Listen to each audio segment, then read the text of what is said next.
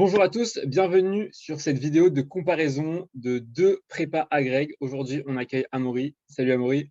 Bonjour. Alors, Donc, est-ce que tu peux nous dire un petit peu qui t'es du coup en pas longtemps? je m'appelle Amaury Vigneron. Je suis professeur agrégé depuis là maintenant 10 jours seulement. Et j'ai fait au cours de mon cursus scolaire les deux prépas agrég, la prépa de Paris-Saclay et la prépa de l'ENS de Lyon. Ok.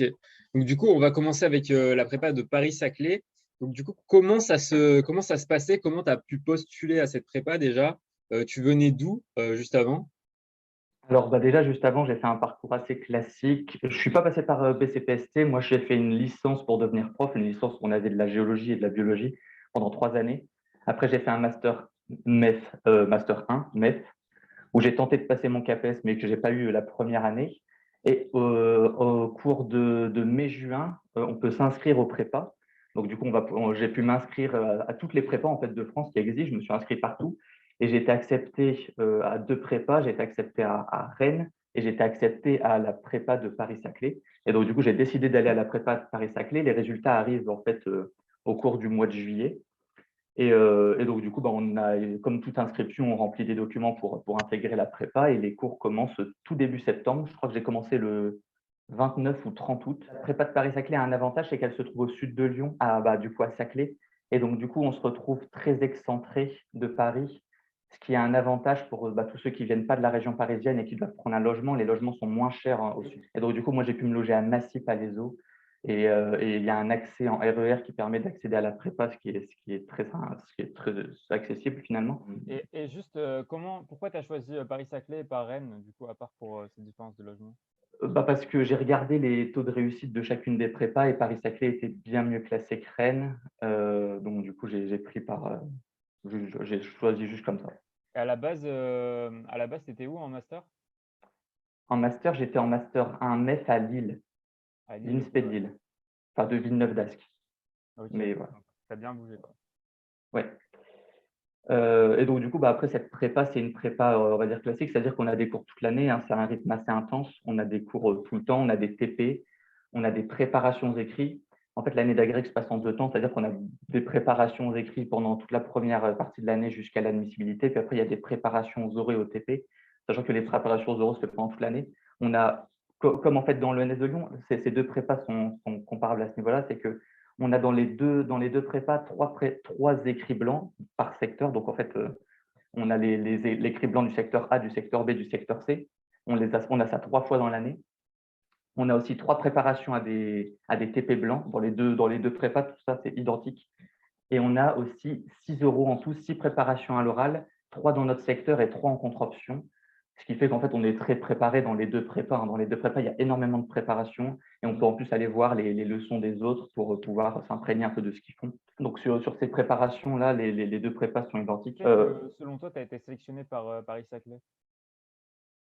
Pour être honnête, je ne sais pas vraiment pourquoi j'ai été sélectionné par Paris-Saclay. Je pense que j'ai été sélectionné par Paris-Saclay dans leur liste d'attente parce qu'il manquait de candidats. Je n'avais pas un bulletin scolaire si phénoménal, il faut être honnête. Je n'étais pas très bien classé. J'étais peut-être 10e sur 40 dans ma promo en Master 1.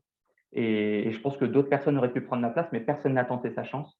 Et donc, du coup, je me suis retrouvé sélectionné, je pense, en liste d'attente à Paris-Saclay. Finalement, je réussis l'agrégation parce que je viens de prépa, mais c'est pour Ouais. accéder à la prépa, finalement, Ah, mais ça reste tout le monde élitiste. veut aller en prépa, quoi, du coup, parce que c'est genre Ben, la porte ouverte. oui, je pense en fait que je suis passé par une phase un peu de creux qui m'a permis d'accéder à une prépa, sachant que maintenant, avec le changement du concours du CAPES, où on peut le passer seulement en Master 2, Hmm. les prépas sont un peu délaissées parce qu'avant, on pouvait passer le CAPES en Master 1, obtenir le CAPES et se dire, bon, mon Master 2, je tente l'agrégation. Maintenant, vu qu'on doit passer Master 1, Master 2 et qu'on n'a toujours pas le CAPES, il faut soit tenter le CAPES fin de Master 2, avoir le CAPES et se dire, je refais une troisième année, entre guillemets, de Master pour tenter l'agrégation, soit abandonner son CAPES et se dire, je pars en agrégation et je tente CAPES et agrégation la même année, ce qui rend la chose compliquée. Et donc, du coup, je pense que les gens vont de moins en moins en prépa, les places en prépa vont se libérer là. Pour les gens qui veulent faire des prépas, nos profs nous disaient qu'il y a très peu de candidats. Par exemple, la prépa de Paris-Saclay, cette année, ils avaient, je crois, 9 candidats, alors qu'ils peuvent accueillir jusqu'à 20 personnes. Ah ouais, ok. Donc ils seront mieux préparés au moins, avec moins de candidats. Bah ouais, je sais pas ça, si ils sont mieux préparés, mais voilà. Sinon après, bah, du coup, ma deuxième année, j'ai raté l'agrégation au bout de cette première année, du coup, de prépa. Donc, je l'ai raté à T'as pas t'as grand-chose. réussi à être admissible ou pas, du coup? J'ai été admissible, oui, et j'ai raté l'agrégation à 2 points environ. Donc, à rien, c'est vrai que c'était difficile, mais j'ai eu le CAPES cette année, ce qui m'a permis de faire le report de stage et de demander du coup l'ENS de Lyon. Donc, j'ai en fait demandé toutes les prépas. Cette fois, j'ai été accepté partout et j'ai pris l'ENS de Lyon parce que c'était celle qui avait les meilleurs résultats. Et donc, du coup, je me suis retrouvé à l'ENS de Lyon. L'ENS de Lyon, ils ont un avantage, c'est déjà d'être une école et d'avoir des logements intégrés dans l'école. C'est-à-dire qu'on peut demander ces logements qui sont très peu chers par rapport au prix global de Lyon qui ont des logements très chers. Lyon est une ville assez chère niveau logement. Mhm. Et donc, du coup, on peut demander des logements autour de, je crois, 450 euros. Moi, je ne les avais pas demandés parce qu'encore une fois, je me suis pris tard, c'est une de mes caractéristiques. Donc, du coup, je me suis retrouvé dans un logement à côté, à proximité, dans une résidence étudiante, mais j'étais à 3 minutes de l'ENS. Et c'est super, en fait, comme Paris-Saclay, il y a toutes les préparations que je vous ai dit. Il y a les professeurs à disposition H24. On peut envoyer des mails tout le temps, ils se répondent tout le temps. Et on a une bibliothèque qui nous permet du coup de travailler ces euros où en fait on a besoin de cette bibliothèque pour prendre connaissance des livres à l'oral. Ils ont une bibliothèque complète. Les deux facs enfin les deux prépas ont une bibliothèque complète dans laquelle on a tous les livres, tout ce qui nous permet de préparer, des préparateurs aux leçons qui vont permettre de nous apporter du matériel lorsqu'on prépare nos leçons. En fait, on est vraiment mis dans les conditions concours parfaitement, en fait, parfaitement mis dans les conditions concours, ce qui permet de nous préparer vraiment très, très bien à ce concours de l'agrégation.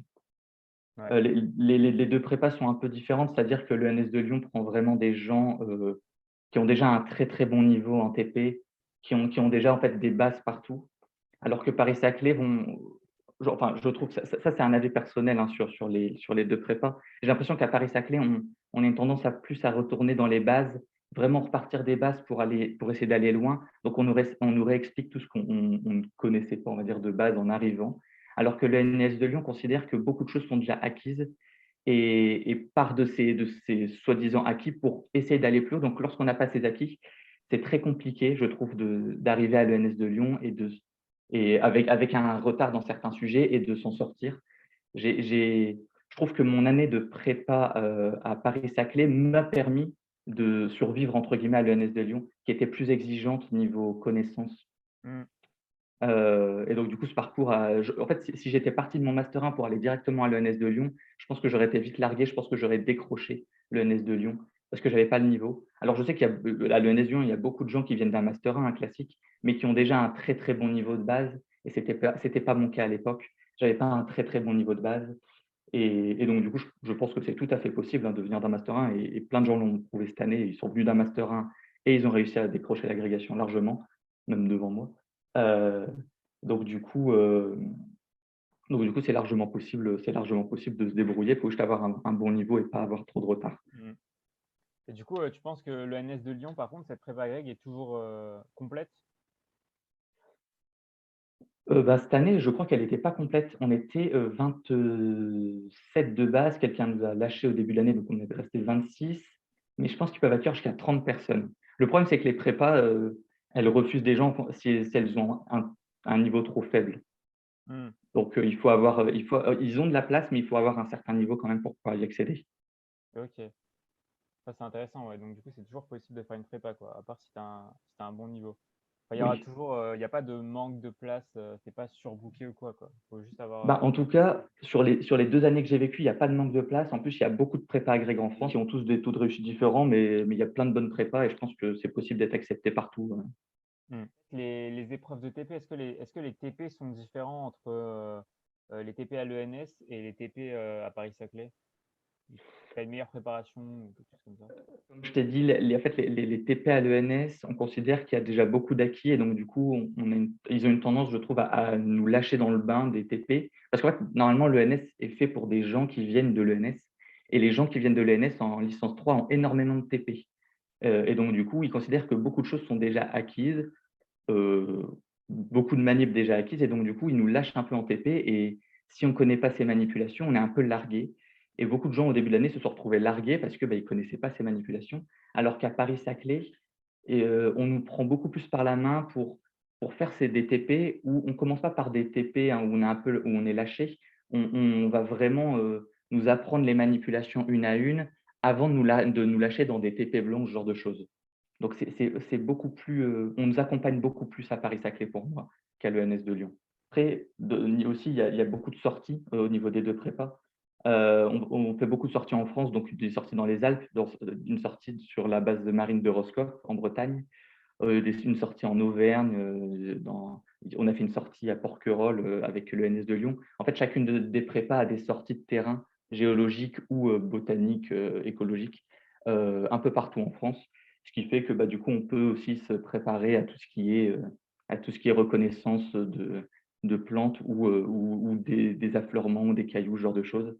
Ce qui permet de créer, en fait, j'ai pas envie de dire des vacances pendant la prépa, mais c'est-à-dire un rythme plus faible pendant la prépa, ce qui nous permet du coup d'apprendre autrement et c'est vraiment sympa. Je sais que la majorité des prépas font ces sorties et voilà, c'est un moment très sympa dans l'année. Et moi, je conseille aux gens de faire des prépas, hein. S'ils hésitent, c'est de très, très bonnes années où, même si ça nécessite beaucoup de travail, on rencontre plein de gens super, on fait des super sorties et voilà quoi, c'est incroyable. Mmh.